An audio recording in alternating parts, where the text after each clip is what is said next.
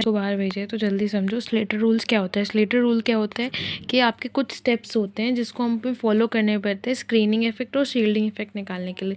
इसका पहला स्टेप होता है कि आप इलेक्ट्रॉनिक कॉन्फ़िगरेशन लिखो। सेकेंड स्टेप होता है जिस इलेक्ट्रॉन का निकालना है हमें शील्डिंग इफेक्ट या स्क्रीनिंग इफेक्ट, उस पर ध्यान दो और उसके हायर वैल्यूज़, मान लो अगर हमें 3p का उसके आगे की जो, जैसे 3p का है तो इसके आगे की वैल्यू उस पर ध्यान मत दो, उसके पीछे पे दो, उस पे दो, और उसके आगे की ध्यान ना दो।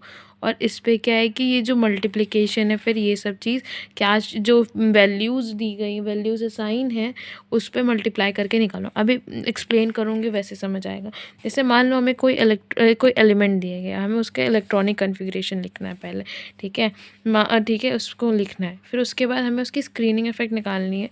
तो उसमें क्या होता है कि कुछ जैसे मान लो 3p का हमें इस 3p के इलेक्ट्रॉन का हमें स्क्रीनिंग इफेक्ट निकालना है, ठीक है, स्क्रीनिंग इफेक्ट या शील्ड इफेक्ट निकालना है, ठीक है। तो इसका निकालने के लिए तो हम इसका एक इलेक्ट्रॉन का निकालेंगे। तो मान लो जो इस शील्ड में एन सेम शील्ड में जितने इलेक्ट्रॉन हैं उनको 0.35 से मल्टीप्लाई करेंगे, उसके पहले वाले से 0.85 से करेंगे और उसके पहले वाले को 1 से करेंगे, ठीक है।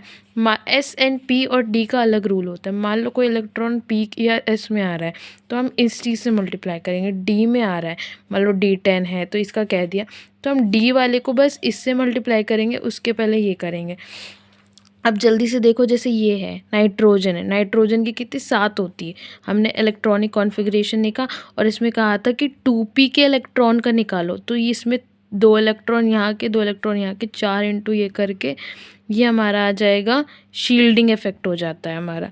ये हो जाता है हमारा शील्डिंग इफेक्ट, ठीक है। ये हमारा आ गया, इसको मल्टीप्लाई करके ऐसे करके ये आता है हमारा, ठीक है। और फिर जेड इफेक्टिव निकालने के लिए जो हमारा ये 7 होता है, जेड माइनस हमारा बेसिकली जेड माइनस ये स्क्रीनिंग इफेक्ट कर देते हैं, तो ये जेड माइनस ऐसे हो गया। अब जैसे मान लो ये ब्रोमीन है, ठीक है, तो हमें इसे कह दिया कि इसके 3D के इलेक्ट्रॉन का निकालो, ठीक है। जैसे मैंने बताया डी का अलग होता है, एस एंड पी का अलग होता है।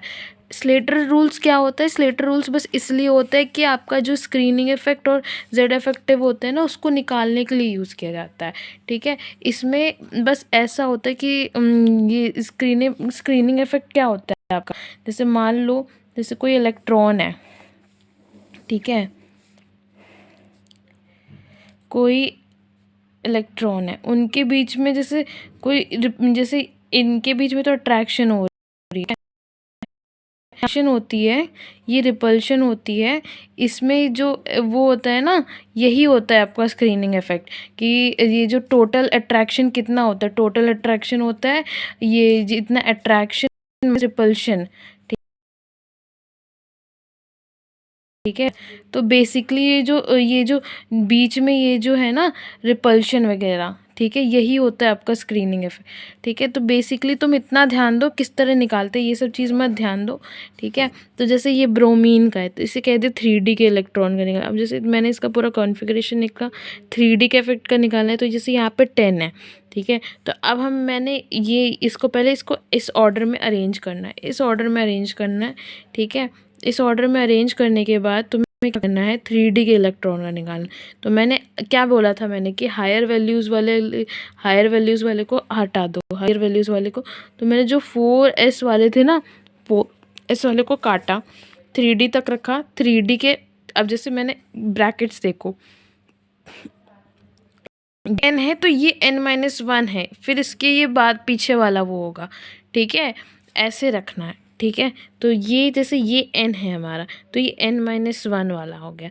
d वाला को मैंने क्या बताया था कि सेम शील्ड में है तो 0.35, उसके पहले का 1, तो यहाँ पे 9 इलेक्ट्रॉन, 3D के इलेक्ट्रॉन का है तो एक इलेक्ट्रॉन का हम निकालेंगे, 9 इंटू 0.35 करेंगे, उसके पहले का 1 इंटू 18 करेंगे, ऐसे हमारा। और फिर इसको प्लस करके हमारा ये हमारा स्क्रीनिंग शील्डिंग इफेक्ट या स्क्रीनिंग इफेक्ट, दोनों में से एक चीज़, ये दोनों को एक ही कहते हैं शायद से, ये मैं एक बार कंफर्म करके बता दूंगी, यही निकल आता है, ठीक है। फिर